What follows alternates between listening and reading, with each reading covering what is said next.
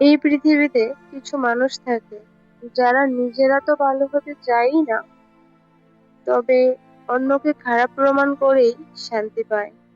আজকের গল্প এমন একটা মেয়েকে নিয়ে, যে কখনো কারো ক্ষতি চায়নি, তবুও পরনিন্দার জালে ফেঁসে গেল। গ্রামের নাম ছিল শান্তিপুর। আজ কথা বলবো দুজন মহিলার ব্যাপারে।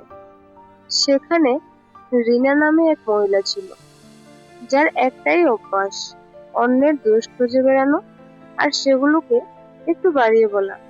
সে ভাবতো অন্যদের ছোট করলে সে নিজে বড় হয়ে যাবে।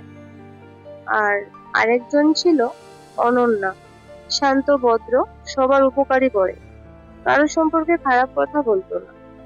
সবাই তাকে খুব সম্মানও করতো, ভালোবাসতো। কিন্তু এই সম্মানটাই সহ্য করতে পারতো না পাশের বাড়ির রিনা। রিনা মনে মনে ভাবতো, অনন্যাকে যদি সবার চোখে খারাপ করে দিতে পারি, তাহলে আমি সবার কাছে ভালো হয়ে যাব।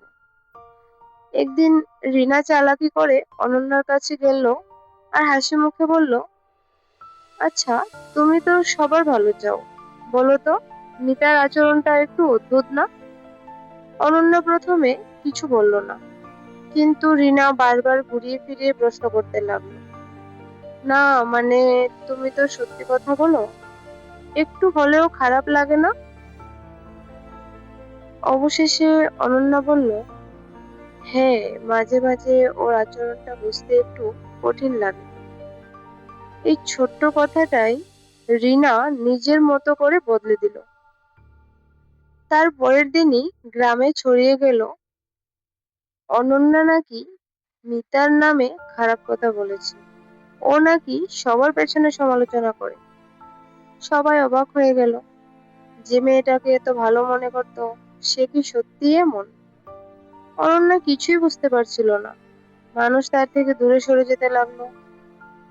কিছুদিন পর এক বৃদ্ধা সব শুনে সত্যটা জানার চেষ্টা করলেন।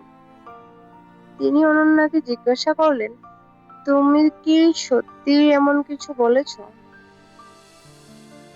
অনন্যা কাঁদতে কাঁদতে বলল, আমি শুধু বলেছিলাম মাঝে মাঝে বুঝতে কষ্ট হয়, কিন্তু আমি কখনো খারাপ কিছু বলতে চাইনি। তখনই ধরা পড়ে গেল রিনার চালাকি।